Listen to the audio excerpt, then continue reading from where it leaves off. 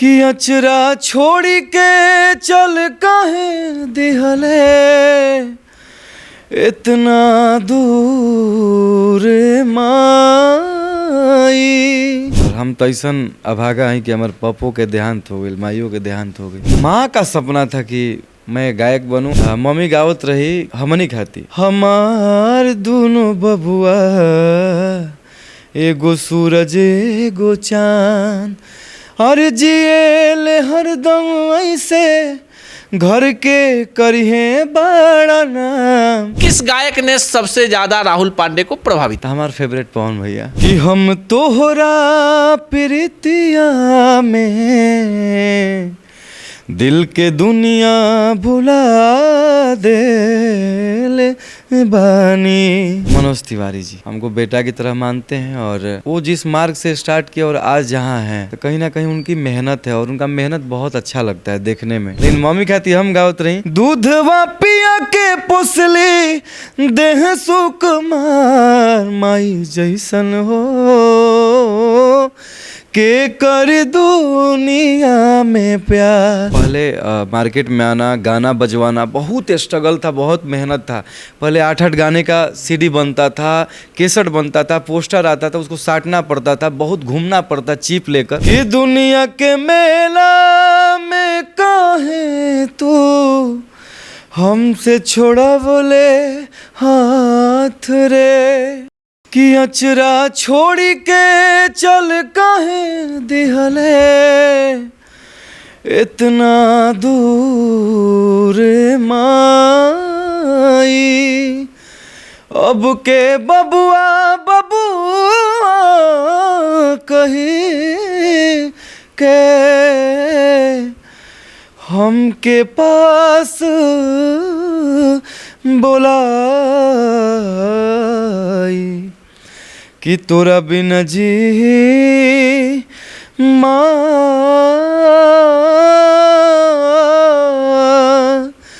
कि तोरा बिना जी कैसे,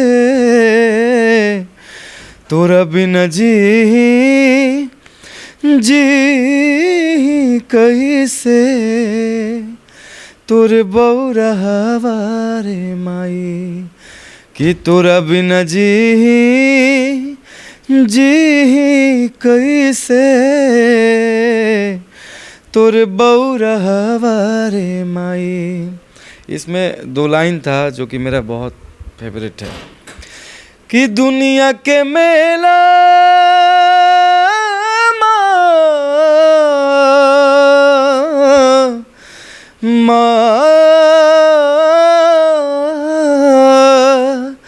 कि दुनिया के मेला में काहे तू हमसे छोड़ा बोले हाथ रे, हमरो के संगे ले चलते माई साथ रे। खूंटा उखड़ गइल बागैया के, खूंटा उखड़ गइल बागैया के, अब ई राहुलवा कहाँ जाई, तोरा बिना जी कैसे, तोरे बौरहवा रे माई।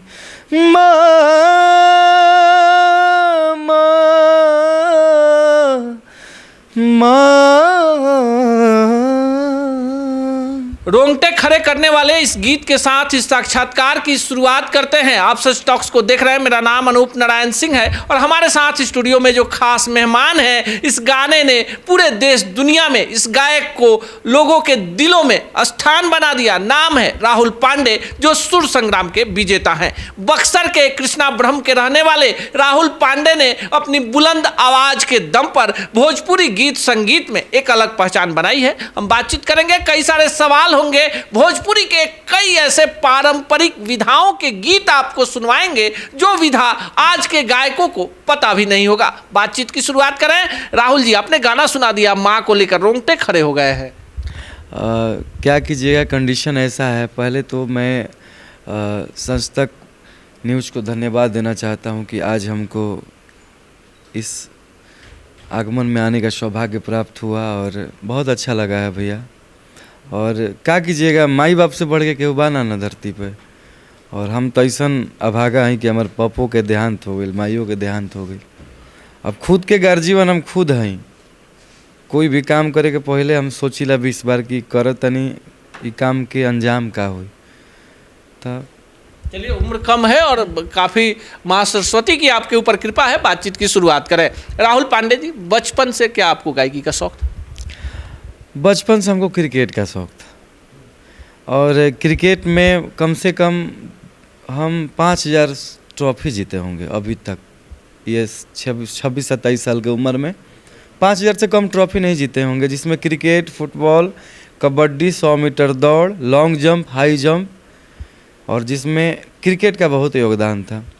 मेरी माँ का सपना था कि मैं गायक बनूं, और लेकिन बचपन से ही मैं जब 8 क्लास में था उस टाइम से मैं नाटक करता था स्कूल में। मुझे 5-5 गाना गाने को मिलता था, तो मम्मी मेरी खुश हुआ करती थी और मम्मी का सपना था। इसलिए कि मेरा फैमिली जो है, पिताजी आर्मी में थे, भैया लोग आर्मी में, चाचा लोग आर्मी में, तो आर्मी का बैकग्राउंड था। लेकिन मेरी माँ का सपना था कि नहीं, हमारा बेटा गायक बनी। ऐसे कि खुद बहुत सुरीला गायक रही माँ हमारी, हाउसवाइफ रही, लेकिन खुद बहुत अच्छा गावत रही। और ज़्यादातर संगीत हम मम्मी से ही सीख ले बनी। कितना भी अच्छा गा दी तो कहा कि ना, हेजा ऐसे कर, ऐसे कर। चलिए, बातचीत को आगे बढ़ाएंगे। चूँकि आप माँ से बहुत ज़्यादा जो आपका जुड़ाव है, आपके गानों में वो दर्द आता है। आपसे एक माँ का फेवरेट गाना जो आपने माँ से सीखा होगा, उस गाने से। मम्मी के चूँकि हम 9 साल दूध पियले बनी और मम्मी की गाना फेवरेट मम्मी गावत रही, हमनी खाती। हमार दोनों बबुआ, एगो सूरज एगो चांद, और जिएल हरदम ऐसे घर के करिहे बड़ा नाम। हमार दूगो बबुआ, एगो सूरज एगो चांद। मम्मी गावत रही, लेकिन मम्मी खाती हम गावत रही कि दूधवा पिया के पुसली हो, दूधवा पिया के पुसली, देह सुकुमार माई जैसन हो, के कर दुनिया में प्यार माई जैसन हो, के कर दुनिया में प्यार। माँ को लेकर जितनी अच्छी, आप देखिए क्या होता है गायकी में, आमतौर पर भोजपुरी के कई सारे गायक आते हैं, हम भी साक्षात्कार लेते हैं, लेकिन जो फीलिंग है माँ को लेकर, आपके शब्दों में फीलिंग है, वो फीलिंग नहीं आ पाती है। अब सीधे सीधे सवालों की तरफ बढ़ते हैं। जिस इलाके से आप आते हैं, भोजपुरी का काफ़ी विस्तृत इलाका है और एक लंबी परंपरा रही है। हनुमान पाठा से लेकर चाई ओझा तक, गायत्री ठाकुर से लेकर पवन सिंह तक, किस गायक ने सबसे ज़्यादा राहुल पांडे को प्रभावित किया? प्रभावित देखिए, जब मतलब हम जब से गायकी लाइन में आईनी हम, तो ऐसे तो हम सब लोग के सुन ले बानी, सब लोग के आज भी सुनीला, और सबके ओहदा अलग अलग बा, सबके अलग अलग अपन गायन बा। हर विधा हर लोग के जोन में ना समाला। अधिकांश हम पूर्वी उर्वी के बात होके तो फिर हम साक्षात हमारे मगध सम्राट भरत शर्मा जी के हम सुन ले बानी। और जहाँ विदेशिया ठाट के बात आवे तो ये तो सब दुनिया जानता कि भिखारी ठाकुर हमारा मतलब आदरणीय पूजनीय है हमारे भोजपुरी के लिए। उन्होंने एक रुख दिया है। और हमने के जॉनर में जब आईनी जा तो हमारा फेवरेट पवन भैया, हाँ, जगह हम बहुत का भी गाना आपसे सुनेंगे और आपकी आवाज़ काफ़ी अच्छी है। भिखारी ठाकुर का कोई रचना सुनाए। आज के गायकों से अगर भिखारी ठाकुर के बारे में पूछे तो बहुतों को पता भी नहीं होगा। एक विदेशिया हम गाए थे जो कि उन्हीं का रचना है, तो वो हम गाओ तनी। पूर्व पूर्व हम ता पूर्व ओर से आवत रहनी, पूर्व के पनिया खराब रे विदेशिया, ओही पूर्व देशवा में बसे बंगलिनिया ओही पूर्व देशवा में बसे बंगलिनिया ओही पूर्व देशवा में बसे बंगलिनिया हो अहिरू से करे पुकार रे विदेशिया। बहुत चलिए विदेशिया आपको सुनवा दिया। भोजपुरी के शेक्सपियर माने जाते हैं भिखारी ठाकुर, और भोजपुरी का सौभाग्य रहा कि भिखारी ठाकुर की परंपरा को आगे बढ़ाने वाले रामज्ञा राम को पद्मश्री जैसा सम्मान मिला। छपरा के तुजारपुर नगरा के रहने वाले रामचंद्र माझी भी अब हमारे बीच नहीं है। लेकिन सीधा पूर्वी के बाद पूर्वी पे चलते हैं। देखिए पूर्वी की आपने चर्चा कर दी है, और पूर्वी सबसे कठिन विधा मानी जाती है भोजपुरी में। तो राहुल पांडे जी बात करेंगे, चर्चा करेंगे एक पूर्वी हो। लिखतानी पाती दर्द हो लिखतानी पाती दर्द अरे करत छाती पाती पढ़ के अइहा देवरा बा बड़ी खुरफाती पाती पढ़ के अइया देवरा बा बड़ी खुरफाती पाती पढ़ के अइया। इतनी अच्छी आवाज़, इतनी गायकी का एक अंदाज है। राहुल पांडे तो बड़े ब्रांड हो गए हैं। कितनी तब्दीली आ गई उस राहुल पांडे में जो संघर्ष कर रहे थे, और उस राहुल पांडे में जिसने सुर संग्राम का विजेता होने का गौरव। ऐसन बात नहीं कि मेहनत शुरू से कैले बने और समुद्र के कभी अंत ना होला।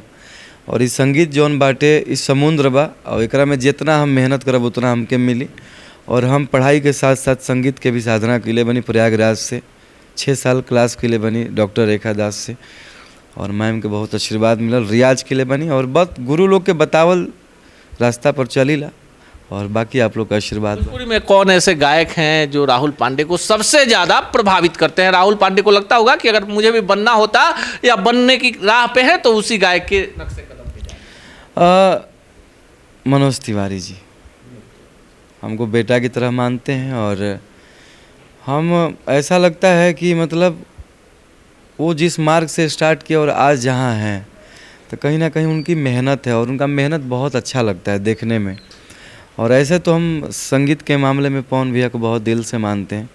आप अपने साक्षात्कार में अभी तक 2 बार पवन सिंह की चर्चा कर चुके हैं, और पूरी ईमानदारी से कर रहे हैं। आवाज़ काफ़ी अच्छी है। पवन सिंह का वो कौन सा गाना है जो राहुल पांडे को पवन सिंह के तरफ खींचता है अपने आकर्षण? पवन भैया का तो तमाम गीत बा, लेकिन उनका एक गाना हमके बड़ा पसंद बा और बहुत लोग गावेला, वही गाना के हम आपके सुनावतन। कि हम तोहरा प्रीतिया में दिल के दुनिया भुला देले बानी। कि हम तोहरा प्रीतिया में दिल के दुनिया भुला देले बानी। तू माना न माना ए रानी, तू माना न माना ए रानी, तोहके आपन बना ले ले बानी। हम तोहरा प्रीतिया में दिल के दुनिया भुला देले बानी। लगातार कार्यक्रम और आजकल भोजपुरी के स्टेज शो का दौर है। राहुल पांडे को क्या लगता है कि आज के जो कलाकार हैं, 1-2 गाना हिट होने के बाद उनका करियर लंबा हो सकता है स्टेज के क्षेत्र में? नहीं, मेहनत और बढ़ जाता है भैया। अगर हमारा एक गाना हिट हो गया तो मैं अब सोचूंगा कि मैं पवन भैया हो गया, तो नहीं ना हो सकता है। जितना हिट होता है तो उससे डबल मेहनत और करना पड़ता है, नहीं तो जितना जल्दी हिट होता है उतना जल्दी फ्लॉप भी 100 गाने होते हैं। 100 गाने फ्लॉप होते तब एक हिट होता है ना, तो मेहनत और बढ़ाना पड़ेगा ना। डिजिटल क्रांति को कितना बड़ा मंच मानते हैं वर्तमान दौर के गायकों के लिए? आज के पहले का जो दौर था ना बहुत टफ था। पहले मार्केट में आना, गाना बजवाना बहुत स्ट्रगल था, बहुत मेहनत था। पहले 8-8 गाने का सीडी बनता था, कैसेट बनता था, पोस्टर आता था, उसको साटना पड़ता था, बहुत घूमना पड़ता चिप लेकर। लेकिन आज आसान है आपके पास, इसलिए कि सोशल मीडिया आज इतना एक्टिव हो गया है। घर बैठे आप किसी से वीडियो कॉल पे गाना सुना देते हैं, घर बैठे आप लाइव आ जाते हैं, लोग 5000 लोग देखता है आपको। तो आज आसान है, लेकिन कंपटीशन कहीं ना कहीं बहुत ज़्यादा टफ है। और हाँ, एक चीज़ और, अश्लील गा के हिट होना है तो आप रातों रात हिट हो जाइएगा। किसी को गाली दे दीजिए, हिट हो जाइए, 10 लोग तो जरूर सुनेंगे। हम ये सवाल आपसे नहीं पूछना चाहते थे, आपने छेड़ दिया है राग तो उसमें 2-4 हम भी अंतरा डाल ही देते हैं। भोजपुरी में कुछ अश्लील गायक हैं, वो सरेआम साक्षात्कार में कहते हैं कि हमसे भोजपुरी है। तो हम राहुल पांडे से पूछ रहे हैं कि कुछ लोगों से भोजपुरी है या भोजपुरी की बदौलत बाकी लोग? देखिए, भोजपुरी न किसी से था, न किसी से है, और न ही किसी से होगा। भोजपुरी जो था, भोजपुरी एक हम लोग का कल्चर है और हमारा भाषा है।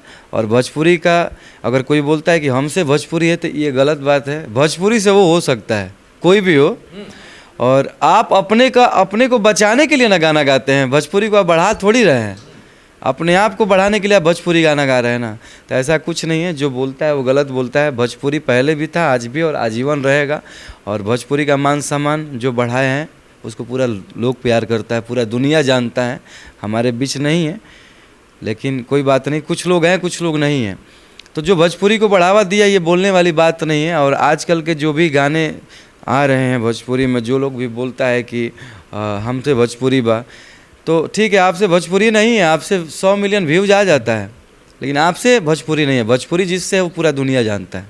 चलिए राहुल पांडे जी, हम अब साक्षात्कार के अंतिम चरण की तरफ हैं। आमतौर पर भोजपुरी गायकों से हम भोजपुरी गीत इसलिए सुन लेते हैं, दर्शकों को सुनवाते हैं कि आपकी पहचान उसी से है, किसी भी प्रकार के बेहतर चीज़ों को। लेकिन आपकी आवाज़ में बुलंदी है, तो हम इस साक्षात्कार के अंत में आप ही के पसंद का एक हिंदी गाना आपकी आवाज़ में सुनना चाहेंगे और अपने दर्शकों को सुनवाना चाहेंगे। ये दुआ है मेरी रब से, तुझे आशिकों में सबसे मेरी आशिकी पसंद आए, मेरी आशिकी पसंद आए, मेरी आशिकी पसंद आए।